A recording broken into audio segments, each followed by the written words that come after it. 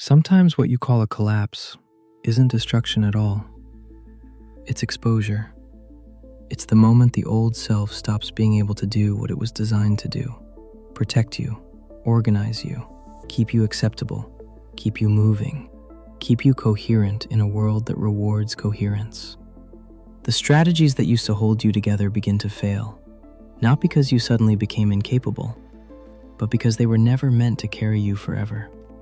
And when those strategies fail, it can feel like you're losing stability. But often, what you're actually losing is illusion.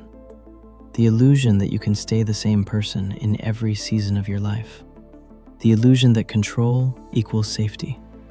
The illusion that if you perform well enough, you can avoid feeling the deeper truth that something has changed in you. Collapse feels like failure before it feels like truth, because failure is the mind's simplest story. It's easier to believe you did something wrong than to accept that a version of you has reached its limit. It's strange how quietly it can begin. You're still functioning, you're still doing what needs to be done, but the inner structure that used to make all of it feel meaningful starts thinning. You can sense it in the way you can't generate the same motivation on demand, in the way you feel less persuaded by your own explanations, in the way you can't keep pretending something is fine just because it looks fine. The old self, the one who could override discomfort with effort, starts stalling. And when it stalls, you feel exposed. Because so much of identity is made of scaffolding. Habits that keep you busy, beliefs that keep you certain, roles that keep you useful. If those supports weaken, you're suddenly face to face with something more bare, not worse, just less protected.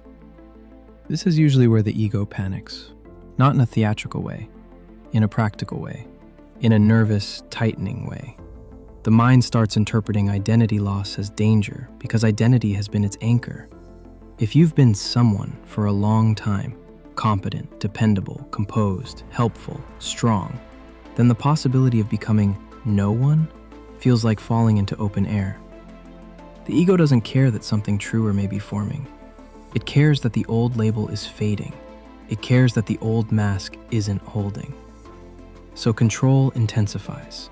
Overthinking gets louder. The mind starts chasing solutions it can't quite find. It scans your past for clues, your future for guarantees, your present for evidence that this is all a mistake.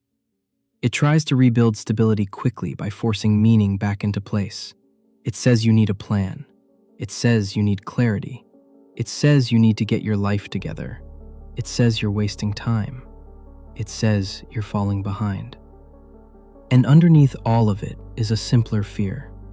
If I can't define you, I can't protect you. This is why the ego clings hardest when it's weakest. When it can feel itself losing authority, it becomes more aggressive. It tries to reassert control with urgency. It turns uncertainty into an emergency.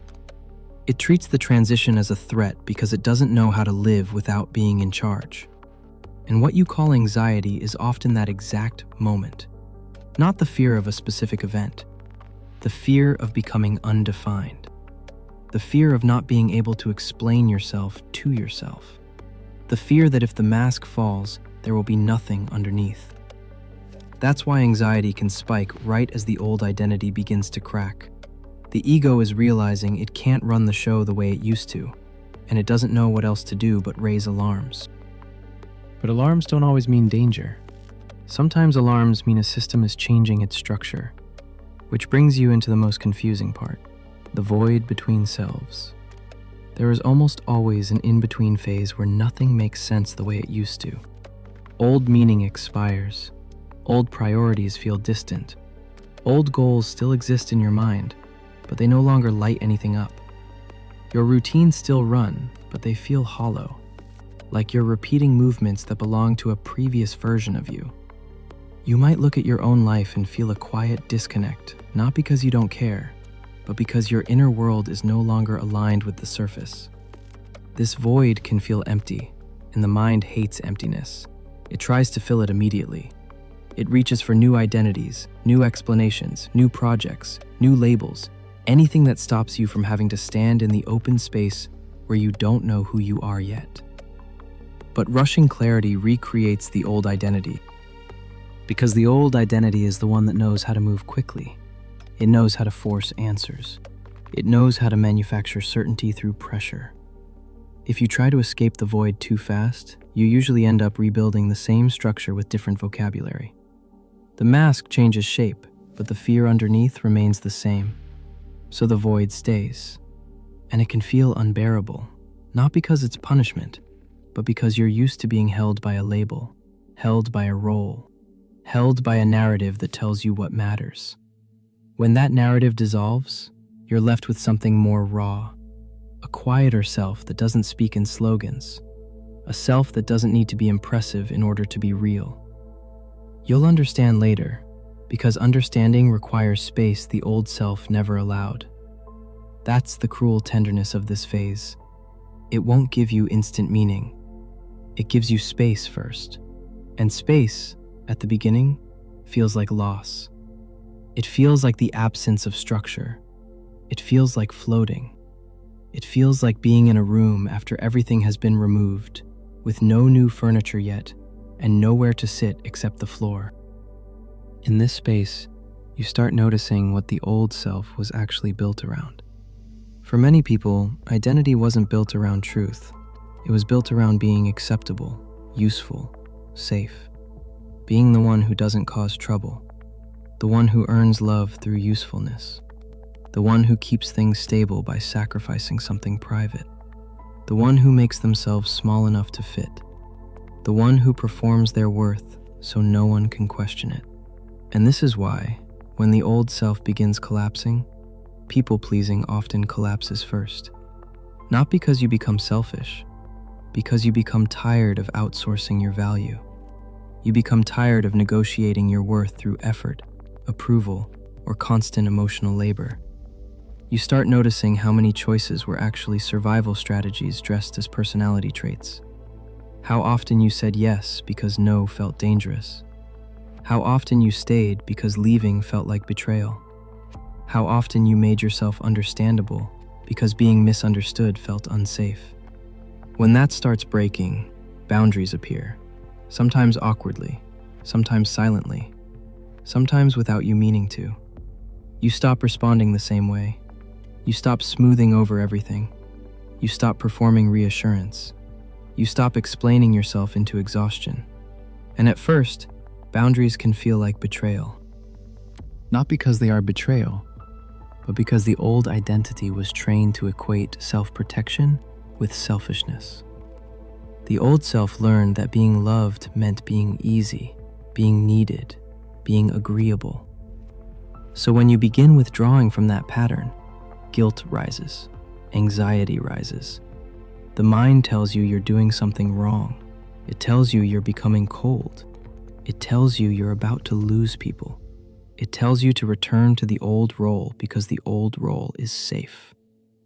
But safe isn't the same as true. The mask stops holding because it was never meant to hold forever. It was meant to get you through a certain season, and now the season has changed. That's why collapse feels like failure before it feels like truth. You're not being destroyed. You're being revealed.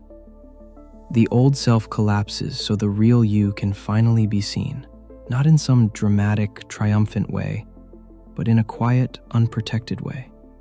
A way that doesn't rely on performance. And that's terrifying at first, because you can feel how much of your life was built around maintaining the mask, maintaining approval, maintaining control, maintaining the story. When those supports weaken, you don't immediately feel free. You feel exposed. You feel uncertain. You feel like you should be doing something to fix it. And the mind will keep trying. It will keep offering you the old tools, overthinking, over-explaining, restarting familiar loops, reaching for reassurance, trying to become yourself again as quickly as possible. But the version of you that used to run the show is losing control. That's why everything feels louder inside, even if nothing is happening outside. And if you can stay in this space without rushing to rebuild, if you can stand in the void without forcing a label, something else begins to form beneath the noise. Not a solution yet, not a new identity fully formed, just a subtle shift in what you're willing to do to keep the old self alive. A quiet refusal, a quiet honesty, a quiet beginning. And once that quiet beginning appears, it starts changing the texture of everything else. Not all at once, not cleanly, but in small, almost invisible moments where you notice you don't reach for the mask as quickly as you used to. You still can. The old self is still available. You can still switch it on when you need to. But now, when you put it on, you can feel the weight of it. You can feel the effort it takes to become that version again. That awareness is its own kind of exposure. Because the mask didn't only protect you from the world, it also protected you from certain truths about yourself. It gave you a shape to live inside, and in that shape, you didn't have to ask too many questions. You didn't have to sit with the parts of you that were uncertain, needy, complicated, unpolished. You didn't have to feel the grief of how long you survived by being acceptable. So when the mask stops holding, it can feel like the world is suddenly too close. You might notice how quickly your mind tries to rebuild. It wants to restore the familiar architecture. It brings back old promises, old rules, old ways of managing anxiety by creating mental work. Overthinking becomes a full-time job. You can spend hours inside your head, not because you love analysis, but because analysis feels like control, and control feels like safety. But control starts failing in a subtle way here. Not because you lose intelligence, but because the thing you're trying to control has changed. You can't logic your way back into a self that has already begun dissolving. You can't strategize your way into believing what you no longer believe. You can't force your nervous system to feel safe inside a role it has started rejecting. That's why the ego's panic feels so exhausting. It's effort spent trying to preserve something that can't be preserved. And it can make you afraid of becoming no one. Not literally no one, but undefined, unlabeled, unclear. The ego hates that.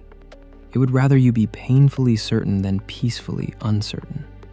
It would rather you cling to a known identity, even a constricting one, than stand in a space where nothing is named yet. This is where the void between selves becomes a real landscape, not just a concept. A stretch of time where you're not fully the old person and not yet the new one. A stretch where your old meaning has expired and the new meaning hasn't landed. And the emptiness in that stretch can feel like a judgment, as if life is withholding something from you. But the void is often where you stop outsourcing your value. Because without the old identity propping you up, you start seeing how many of your strategies were built around approval, being useful, being easy to love, being safe, being the one who anticipates what others want so you can stay included, stay protected, stay chosen. People-pleasing collapses first, not because you become rude, but because you become honest about the cost. You start noticing the subtle exhaustion that follows every overextension, the quiet resentment that forms when you keep saying yes to keep the peace, the internal shrinking that happens when you make yourself smaller so others can feel comfortable. You begin to see that the goodness you were performing was often a survival strategy dressed as virtue. And when that becomes visible, you can't go back to not seeing it. This is why boundaries feel like betrayal at first. Not because they are betrayal, but because the old self was trained to believe that self-protection equals selfishness. If you grew up learning that love is earned through usefulness, then saying no feels like a moral failure. If you learn that being accepted means being agreeable, then having a boundary feels like rejection. If you learn that your value is something granted by others, then protecting it feels like stealing. So guilt arrives, anxiety arrives. The ego panics again and tries to pull you back into the old deal. But something in you has already stopped agreeing. You may notice it in the simplest places. You don't reply immediately. You don't explain as much. You don't offer yourself as a solution. You don't manage everyone's emotional temperature. You don't smooth over tension just to avoid discomfort. These aren't dramatic changes, but they're profound. They indicate that you're no longer willing to outsource your worth to other people's reactions. And in that moment, something begins to rebirth itself, not loudly, not romantically, but quietly, through detachment. Emotional detachment can look like emptiness if you're expecting fireworks. You might feel less reactive, less interested, less attached. You might notice that things that used to hook you don't hook you as deeply, that certain arguments no longer feel worth having, that certain dynamics feel strangely distant, like you've stepped back just enough to see them clearly. This can feel like you're losing passion, but often what you're losing is drama. And if drama has been your normal, peace can feel unfamiliar at first. Peace can feel like boredom, like flatness, like nothing is happening. The nervous system calms after years of self-protection, and the first sensation of calm can be surprisingly empty, because you are used to intensity as a form of aliveness. It takes time for peace to feel like freedom. At first, it may simply feel like quiet, a quiet that reveals how much internal noise you are carrying, a quiet that shows you how much of your emotional life was spent reacting, defending, fixing, explaining, anticipating. When that noise fades, you don't immediately feel better. You feel exposed to your own presence, and that presence can be disorienting. Because in the stillness, the real lesson begins to show itself. Collapse exposes the pattern you were repeating without seeing. It reveals what your identity was trying to avoid. It shows you where you were living inside a lie, not necessarily a dramatic lie you told others, but the quieter kind you lived inside. The lie that you could keep doing this without losing yourself. The lie that being acceptable would make you safe. The lie that control would prevent pain. The lie that if you performed well enough, you'd eventually earn peace. Life often has to take the mask away to teach you this, because as long as the mask works, you can keep avoiding the truth. And the truth here isn't a motivational statement. It's a responsibility. Not responsibility in the harsh sense of self-blame. Responsibility as the moment you see clearly what you've been participating in. The moment you realize that fixing your life was never the real lesson. The lesson was stopping the lie you lived inside. That can be sobering, because it means you can't unknow it. Once you see that certain choices were made from fear, from approval, from old survival, you can still choose them again, but you will feel the cost immediately. The old identity could numb the cost through justification. The emerging self can't do that as easily. Honesty doesn't let you anesthetize yourself with rationalizations in the same way. So the collapse creates coherence by removing what was incoherent. It subtracts what was false. It removes what was maintained only through effort, only through overthinking, only through performance. And what remains after collapse is often quieter than the identity you performed. It doesn't have the same dramatic momentum. It doesn't speak as loudly. It doesn't need to convince anyone. It just is. This is where people sometimes get confused and think they've become smaller. But the real you is quieter because it doesn't rely on noise to exist. It doesn't rely on being seen a certain way. It doesn't rely on controlling the room. It doesn't rely on proving it has value. It doesn't need constant reinforcement from outcomes. It's steady in a different way. Collapse can feel like losing yourself because the performance self was loud, busy, always doing something. The real self doesn't always do that. The real self can sit in a room without needing to fill it. The real self can let a feeling exist without converting it into a plan. The real self can live without a constant internal narration.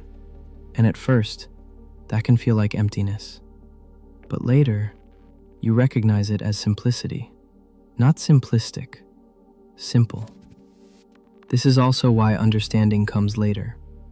You don't understand in the middle of collapse because understanding requires distance, and distance requires space, and space is what the old self never allowed. The old self filled every gap with explanation, with urgency, with doing. It didn't give you room to see what was happening. It just kept you moving. Now, room is being created, sometimes unwillingly, sometimes painfully, but room nonetheless. And in that room, you begin to feel the difference between stability and illusion. Stability can hold truth. Illusion needs constant maintenance. The old self maintained illusion by staying busy, staying useful, staying acceptable. When that maintenance stops, the illusion breaks, and the breaking can feel like failure. But failure was never the point. Exposure was. Not exposure so you can be humiliated, but exposure so you can be real. So the part of you that was always there, under the roles and strategies, can finally be felt without interruption. This is why the process of subtraction can be trusted, even when it feels like loss. It's not removing what you need. It's removing what you used to need in order to survive. And when you see it that way, the collapse begins to look less like an ending and more like a clearing. Not a clean clearing, not an instant transformation, but a clearing that makes a new kind of life possible, one not built on the constant outsourcing of your worth. If this video-like message is finding you in the middle of it, it isn't here to scare you. It's here to confirm what you already sense. The old self collapsing is not evidence that you're broken. It's evidence that the mask can't hold forever, and that something truer is taking shape beneath it. You may not feel ready for what comes next. You may not even be able to name what comes next. That's normal. Naming comes later. For now, what matters is what remains when the performance falls away. What remains is quieter, and because it's quieter, it can finally be heard.